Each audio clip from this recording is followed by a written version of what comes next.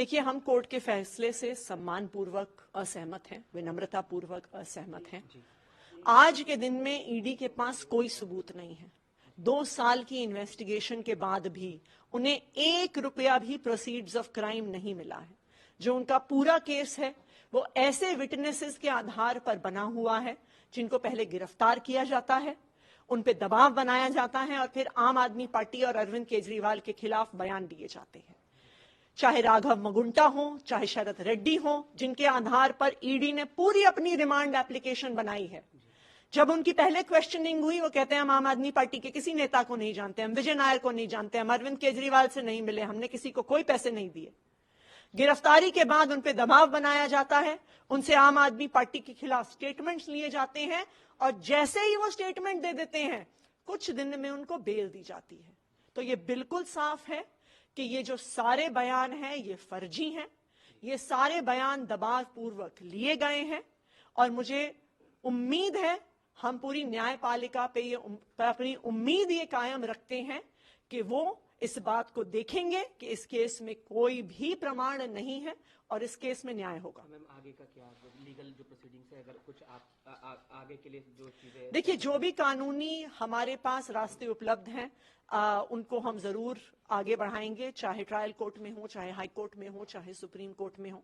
लेकिन हम न्यायपालिका से भी ये उम्मीद करेंगे कि उनकी आंखों के सामने लोकतंत्र की हत्या हो रही है, उनकी आंखों के सामने एक एक करके विपक्ष की पार्टियों पे हमले हो रहे हैं, उनकी आंखों के सामने विपक्ष के नेताओं को जेल में भेजा जा रहा है, उनकी आंखों के सामने विपक्ष की पार्टियों के बैंक अकाउंट फ्रीज किए जा रहे हैं। तो लोकतंत्र को बचाना न्यायपालिका की भी जिम्मेदारी है। सरकार को लेकर आगे का क्या होगा, क्योंकि कुछ रिपोर्ट्स में ये कहा जा रहा है कि राष्ट्रपति शासन जैसी बातें, ये तमाम चीजें अब कही जा रही हैं अलग अलग जगहों पर। तो देखिए, ये भारतीय जनता पार्टी का व्हाट्सएप प्रोपेगेंडा है। अरविंद केजरीवाल दिल्ली के मुख्यमंत्री थे, हैं और रहेंगे। कोई भी कॉन्स्टिट्यूशनल और लीगल बार नहीं है उन पर मुख्यमंत्री रहने की।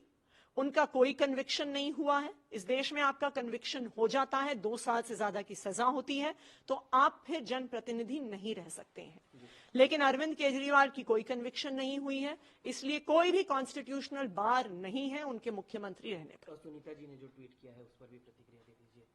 देखिए, आज पूरा देश अरविंद केजरीवाल जी के परिवार के साथ खड़ा है और मुझे लगता है कि अरविंद केजरीवाल जी की पत्नी सुनीता केजरीवाल जी का ट्वीट दिखाता है कि पूरा परिवार हिम्मत के साथ, बहादुरी के साथ लोकतंत्र को बचाने की इस लड़ाई में डटा हुआ है।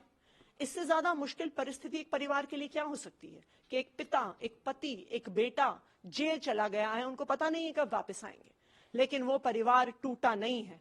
जैसे मनीष सिसोदिया का परिवार नहीं टूटा, जैसे संजय सिंह का परिवार नहीं टूटा, जैसे सत्येंद्र जैन का परिवार नहीं टूटा।